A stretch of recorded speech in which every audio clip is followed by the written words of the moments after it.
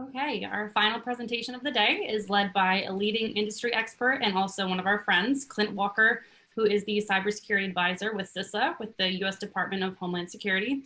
Klint has joined us at several of our past events, offering his wealth of knowledge and experience on cyber preparedness, incident response, and risk mitigation. Klint, it's great to have you with us again. Take it away. Thank you. It's a pleasure to be here speaking once again. My name is Klint Walker. I am with the Cybersecurity and Infrastructure Security Agency. For those of you who don't know, we are a newer sub-agency underneath the Department of Homeland Security. We specialize in cybersecurity, of course, and infrastructure security across our great nation. So let's see if we can get the slides to move here. There we are. So today we're going to be covering a couple of topics, over cybersecurity. And, as I said, CISA is the nation's risk manager. We are a newer organization. We are here to focus on federal network protection. We're here to do proactive cyber protection for all of the nation, including critical infrastructure, private industry, state and local governments. And we're here to help build infrastructure resiliency and field operations, getting those liaisons and people out there to help individuals or help organizations with their cybersecurity program. And of course, we also handle emergency communications for our nation.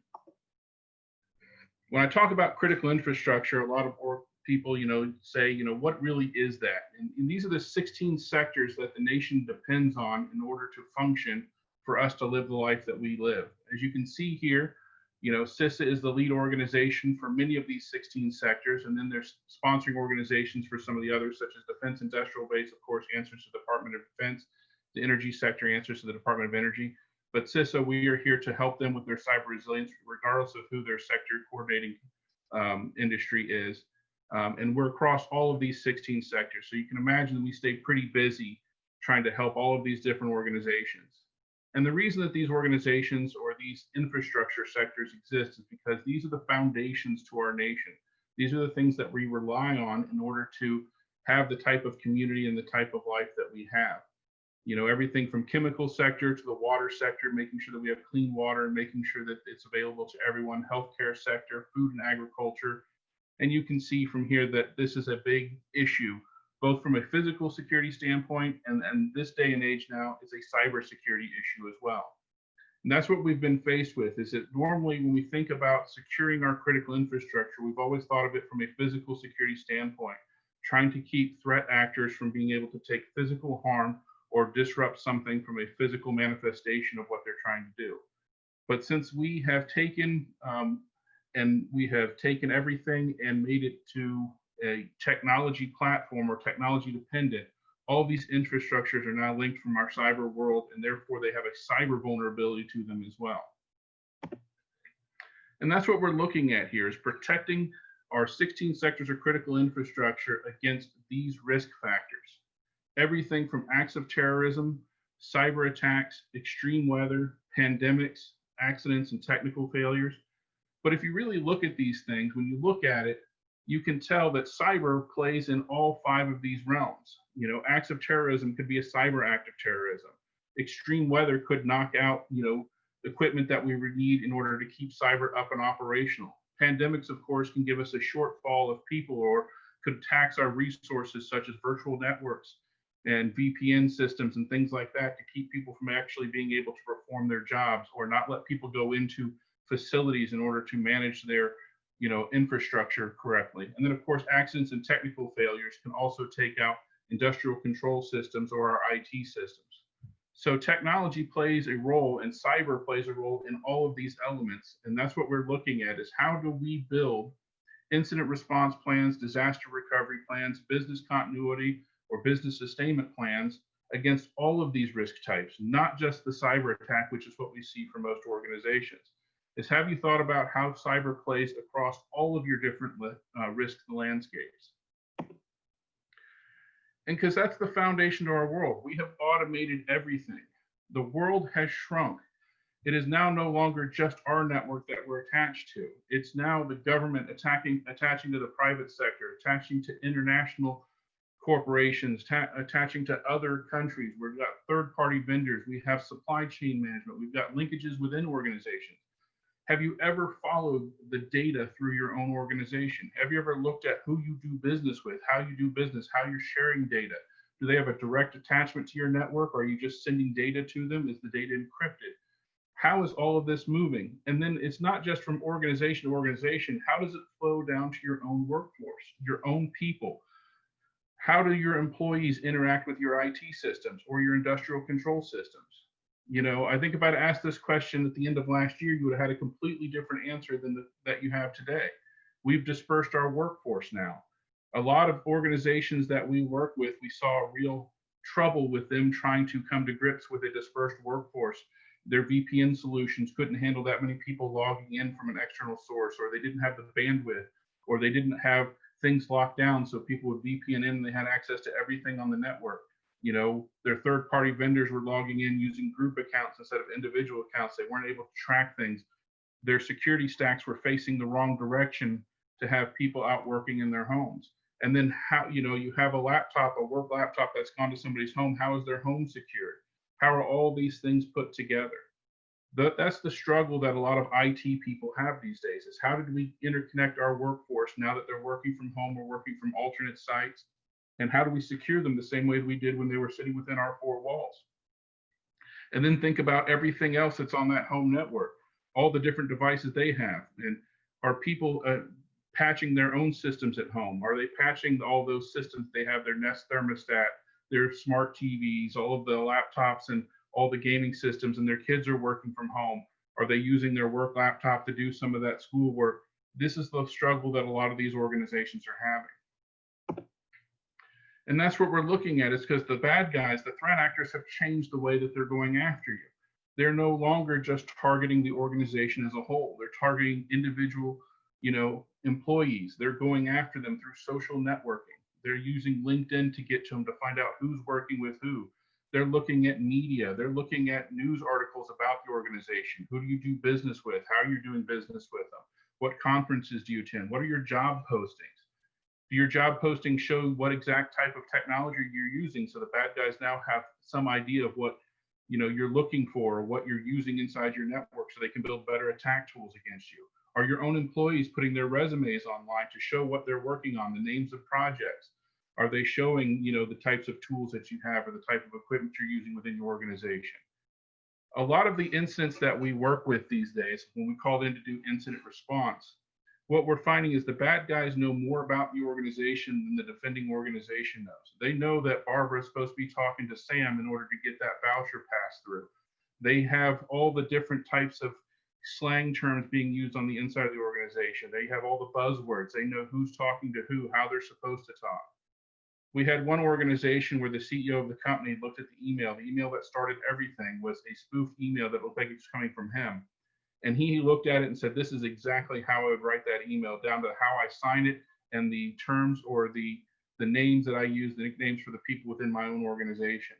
So this is what we're looking at, is the threat actors are now targeting everybody within the organization, because we all have access to the same IT systems, maybe different levels of access, but they get into those systems and they're starting to use that access to then move around the system, or they start making the system do something it's not supposed to do, so that help desk has to come down and look at that system. And what's help desk going to do? They're going to log in with admin credentials to look at that system. And that's what the bad guys or the threat actors might want, is admin credentials then to be able to go around and do other things on the network. So this is what we're looking at, is the targeting, the amount of homework the bad guys are doing in order to have an effective attack against you. They're using what's in the media today. They know that people are going to click on something that says, hey, do you understand the COVID going around right now? Click here to find out more. Or here's the latest on the civil unrest happening in your city. Click here to find out more information. They're doing everything they can to make people click on links, open attachments, or forward things to their business partners in order to make their attacks more successful. And that's what we're looking at, is cybersecurity is in everything, or the cyber world reaches out to everything. It's not just your IT systems. You'll hear us say this a lot, is that we don't no longer call it IT security. IT security is an old term. We now call it cybersecurity. Why? Because cyber is more than just your information technology systems. It's your information technology systems plus your operational technology systems, plus all the support systems that go into that. Think about all your building automation, your smart thermostats, your elevators, your escalators, badge access systems, camera systems, telephony systems. All of that is operational technology, and all of that is now running across your IT infrastructure. Think about cars or transportation systems. They're now more advanced. You can't just take a wrench out and work on your car anymore. It takes almost a computer degree to do a lot of the work on the cars these days. Everything is computer automated, computer controlled. Think about production systems, industrial control systems, SCADA networks. Think about healthcare, imaging machines, heart rate monitors, all the different things that are out there. The threat actors know these systems are now interconnected, and they're using IT systems to go after industrial control systems, or they're hiding out in OT or industrial control systems in order to attack IT systems, because we've linked everything together. That's the world we live in, where we've interconnected all of these things for convenience, for ease of use, for speed of automation, but we need to do it in a secure manner so that we don't have a cyber incident that can cause a physical safety issue.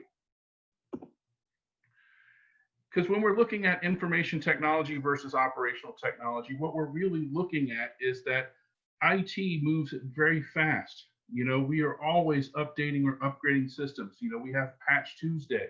We're always looking for vulnerability. We're constantly patching those systems because it's easy to patch, or at least it's routine for us to patch it. We have a plan for what to do. But those technology systems, we update them every 3 to 5 years. We're buying new laptops coming in, new servers, we're getting the latest firewalls. But OT systems, these are large dollar systems. You don't buy a new elevator every couple of years. You don't buy a new badge access system. You don't buy that new MRI machine or that new SCADA system. These are systems that you buy and you want them to be around for 30, 40, 50 years.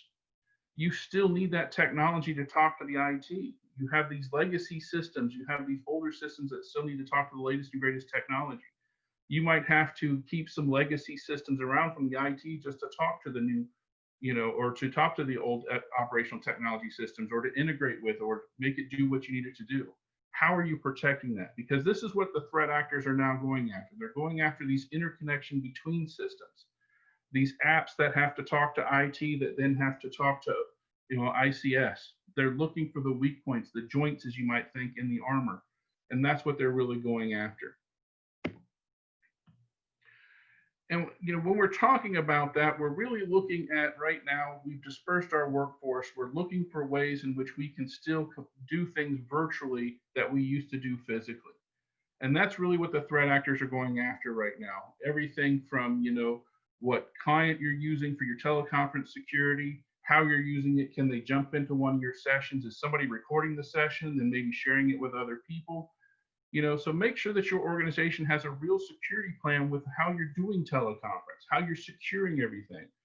Do you allow people to talk about, very sensitive information in a meeting in which vendors might be present, or which people outside the organization might be listening in on it? Do you really know who all's part of your meeting?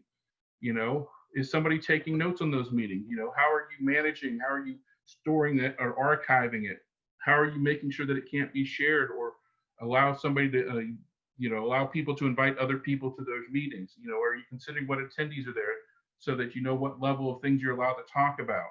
Do you know what you would do if somebody started talking about something they weren't supposed to talk about, or if somebody did share something outside the organization? These are all things that most organizations have had to come up with on the fly. They hadn't really used meetings in this particular manner or this way before. And they found that they were having people coming on to meetings, or that the meetings getting shared out, but they were really there to talk about maybe budgets, or maybe that new contract was coming up, but the contractors were on the meeting with them. So just make sure that you really understand and have a good plan around how you're doing teleconference security, how you're managing, the invite, how are you managing all the clients, making sure that everything is updated, making sure that people are doing it in a secure manner. And then, are you allowing people to go to Starbucks and have the meeting while they're at Starbucks, with people able to overhear them or see what they're screened as they're walking around behind them? These are all things that you need to consider, especially those organizations that are dealing in intellectual property or protective or sensitive information for their organization. And that's what we're really looking at here too, is all of this leads to our supply chain. How are you doing cybersecurity? Are you really thinking of cybersecurity as an IT only problem? Are you looking at it as it's just your organization's, this is your nut to crack, this is your thing to really work on? when really, when you look at it, is that you're now sharing your business process with lots of vendors, lots of suppliers, lots of contractors. You've got people coming and going all the time with your systems. You might have to get parts. You might have IT systems, or you might have other people developing applications, or you might be buying off the shelf of equipment. These are all things you need to think about when you're looking at the IT security problem for your organization. How are you sourcing? How are you doing vendor management? How are you making sure that you're talking these things through with your customers, with your partners, with your supply chain? When you do a tabletop exercise, is it just your organization doing it, or do you have your energy company there as well? Your major vendors, your major suppliers, your contractors, are they all participating? Because let me tell you, when all the things that we see happen, all the incidents that we respond to, when we get there, it's not just them that's in the room. They have all their vendors and contractors. And a lot of times that's when the organization's really looking around saying, hey, contractor number one, what can you do for me? Contractor number two, what can you do for me? And they're what my old mentor used to say, it's hard to make friends in a foxhole. Meaning when you're under fire, that's the wrong time to be shaking people's hands and getting to know who they are and what they can do for you in a time of crisis. You need to have all that planned out before you do it. Because when you look at it, supply chain is how the bad guys are getting at us. This is how the threat actors are really coming after you. Think about the Target hack, where it came in through the HVAC system. Equifax was a third-party software flaw. You know, the Paradise Papers are where threat actors actually went after the legal firms rather than the organization themselves. They said, hey, the legal firms usually have all the intellectual property, whether it be for filings, you know, for patents and things like that, or maybe it's just their legal, but their financial data and stuff like that. So they hack the lawyers rather than hacking the organization itself. Domino's Pizza in Australia, they actually had a third-party vendor that did their online support for them, you know, all the customer ordering. Well, they stopped doing business with that customer, but that partner never deleted the data from their systems. So they got hacked and all of Domino's Pizza's customer data was stolen. Domino's never even did business with that organization anymore, and yet Domino's was held liable for the information being hacked. So that's what we're looking at is, do you really know where your data is? Do you have good legal, you know, set up so that you know who's supposed to step in, who's going to be responsible for what, how are the security handoffs happening for your organization? Do you actually know how you're all going to play in that nice little pen together when the incident happens? Because if you look at your supply chain, it's everything that you need in order to do business. It's the software that you have, outside contractors that are coming in. Do they have access to your data? How are you managing, you know, user identification or user access rights for them? What credentials are they using? You know, is it group accounts? Do you have some way to hold that organization responsible or liable for any damages that might happen because of their credentials, or if one of their people gets phished? You're looking at mergers and acquisitions. The threat actors can read the newspaper too, if newspapers were still around, or look at the website and they can see who's merging or who's acquiring whom, and they're going to go after those organizations. They're going to try and get in while everybody's confused as to how the systems are going to hook together or what the security of the smaller company might be. They're going to try and become part of the baseline of the smaller organization as the two merge together. They're looking at physical components. You know, there's websites out there now where they can look and see, hey, I know that this person's using this particular system. Is there any, you know, backdoors, or is there any flaws in that system? I don't really care what the company is. I want to hack everybody that's got, you know, company X, model XYZ. They're looking for those things. We've gone to a number of organizations for incident response. They've just gone out to the local Best Buy and bought whatever router was on the shelf in order to hook system A up to system B because they didn't want to wait for IT to come and do it the right way. Or somebody needed a camera system for their computer and they just bought, you know, a local Chinese knockoff or something like that, hooked it up to their laptop so they could use their webcam at home so they could do virtual software, and yet that had a backdoor built into it, or something along those lines. Network services. Do you know the route that all of your information is really taken? Is it encrypted from point A to point B? Are there drop-offs on that system? Are there places where it gets unencrypted or passes through a different pipe on the way through? Do you know how you're actually syncing to all of your vendors and suppliers?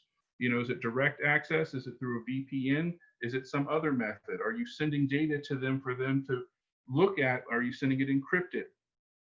And then, of course, the Internet of Things is all the other devices that you have on your network.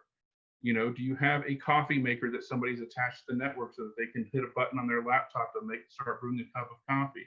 Do you have a badge access system? Do you have a thermostat, a smart, a Nest or a Ring doorbell or something like that? Do you really know everything that's on your network? Do you understand the security around all of these things that are on your network? That's really what we're looking at here is, do you understand the risk you're taking by all the things that you have together, all the people that you're doing business with, and all the things that have access to the information on your network? And this is usually the part where I like to smile, take a deep breath, and say, my name is Klint Walker. I'm with the federal government, and I'm here to help.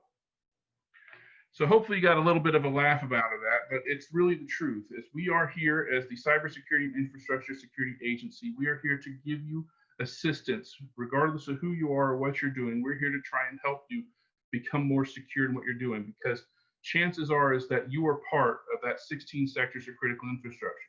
You are either doing something on behalf of another organization, or you are part of one of those 16 sectors. So we have a varied amount of different services that are available to you. Everything from remote assistance, malware analysis, we have hunt and incident response teams, we have incident coordination, we have cybersecurity advisors. Here in the Southeast United States, we have 3 cybersecurity advisors, myself, Jason Burt, and Sean McCloskey, who are able to answer questions. We're able to do on-site assessments with you. We're able to do collaborations. We can do training events with you, whatever you need. We also have protected security advisors. There's 17 protective security advisors throughout the Southeast United States, and these are our physical security experts, people who can come in and start to help you around physical security, active shooter training, all of those things to help you be a liaison to your federal or local law enforcement for your organization, and they can help you tie into all the cyber things that we have as well. We really like to stay on the left side of the screen, though. We really like to help you prepare for activities rather than offering remote assistance, and that's where I'm going to do a little bit of talking today.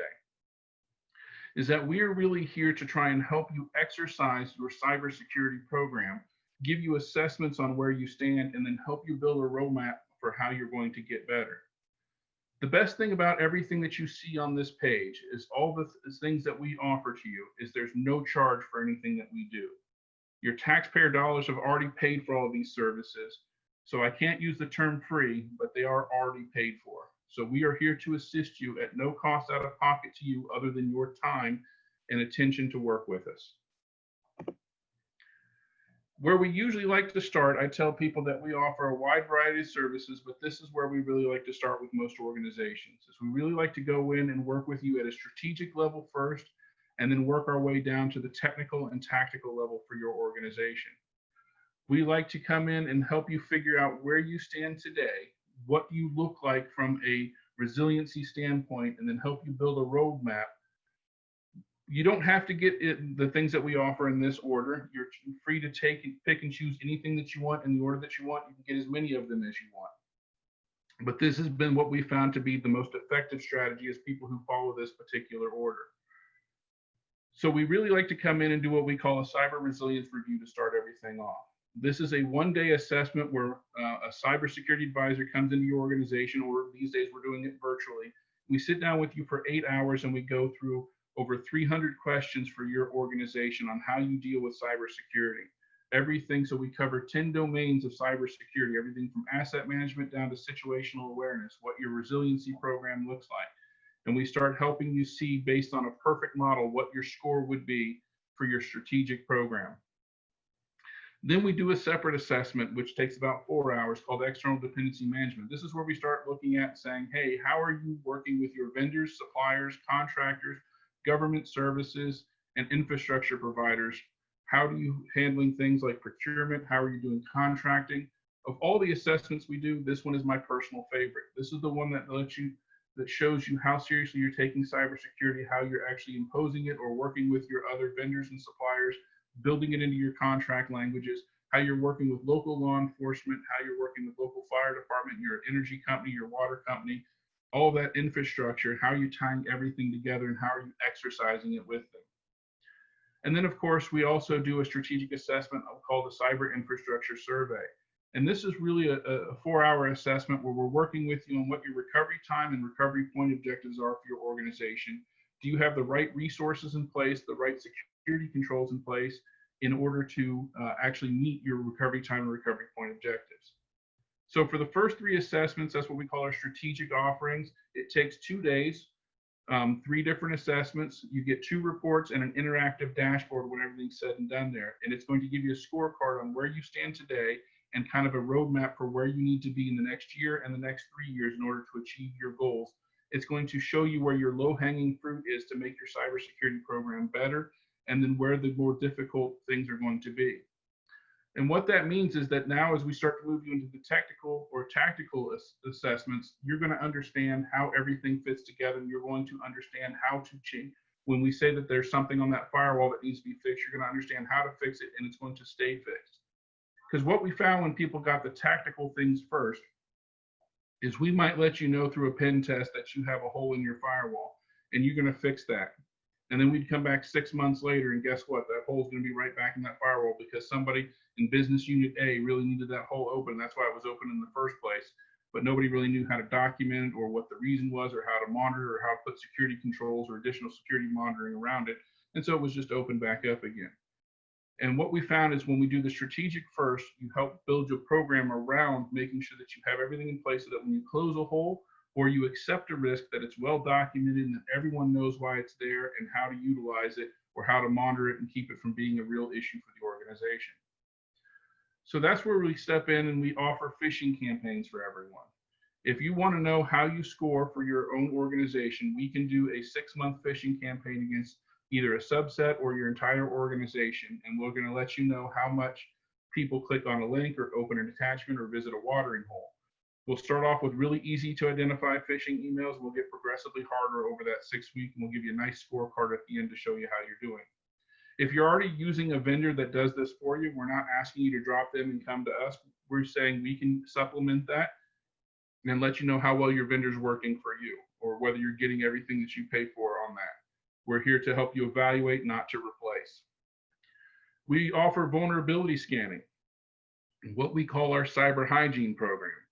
This is a program in which we can take your external facing IP space, you tell us what your IP range is, and we're going to scan it.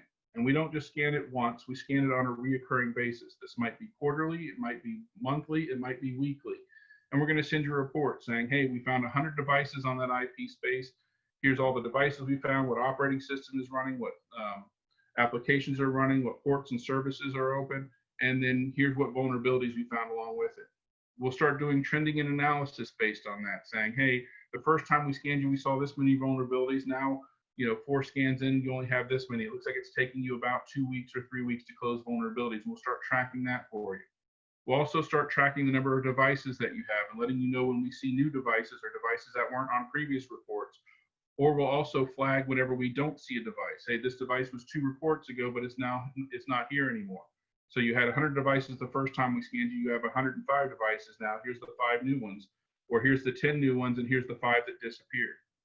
It's a very good program there. That's probably the easiest of all of our assessments to get signed up for. That one can normally start within 48 hours if you signing the form saying it's okay for us to scan it.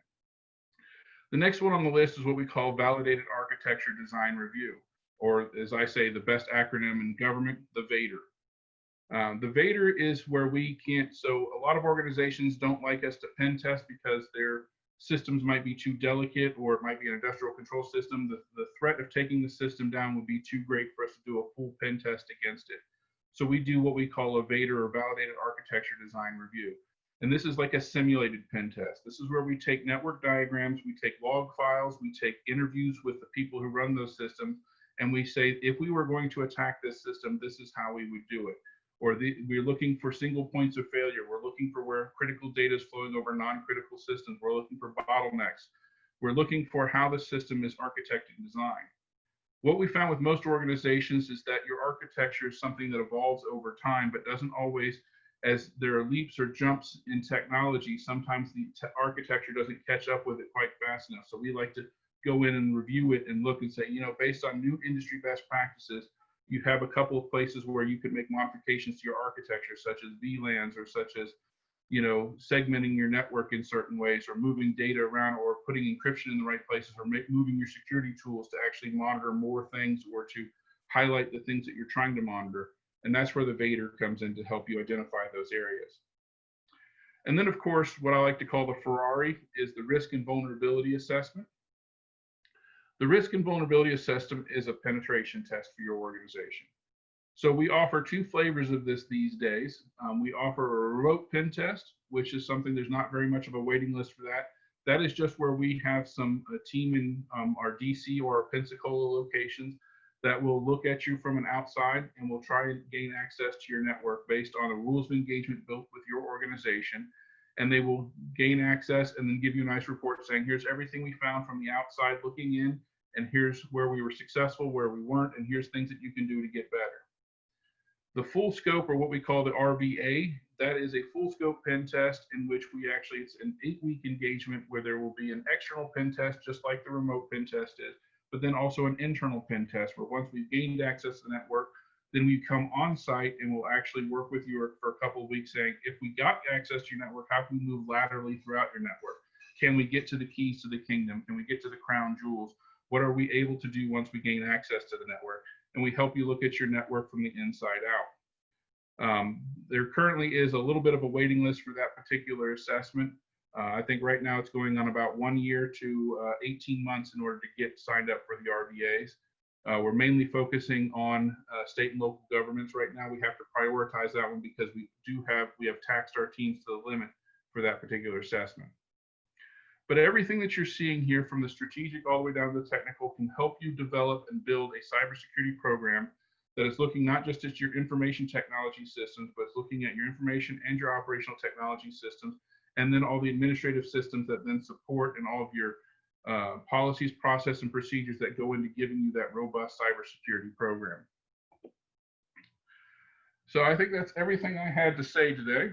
I know that I'm running a little long here, but this is my contact information, or the contact information for our organization. If anybody needs to get a hold of me, you can always reach out to the cybersecurity advisors. We're happy to go over all of this in depth with your organization, help you set up a plan on what you would like to do, how you would like to interface with us.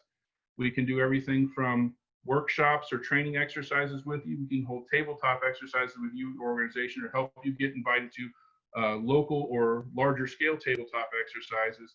We're here, as my title states, to give you advice. So please reach out, utilize us and our services. We're happy to help. Thank you. Awesome. Thank you so much, Clint. We have a lot of questions. We'll just cover a few quickly. So a lot of people are asking, are these slides shared? Yes, right? We can share these with them? Yes, you're welcome to have the slides. Awesome. So these slides will be posted on our website, cybersummitusa.com, typically in a few days after the event. So definitely go back to our site to find these.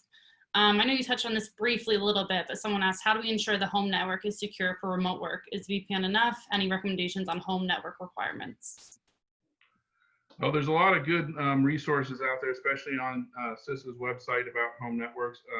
I think that educating your end users, the VPN is probably going to be the best way, but also making sure that you have ways to, that your security tools work on the endpoints, like the laptop and stuff, making sure that you're scanning the endpoints, making sure that people are plugged in, patching their systems even while they're at home, making sure that your VPN can check to make sure the system is patched before allowing it to access the network, making sure your security tools are monitoring the traffic within the VPN as well, making sure that you're still monitoring where people are going once they gain access to the network, just following all the rules that you would normally, but making people aware that, hey, when you're attaching this at home, if you can put us on a separate segment of your home network, that's the best.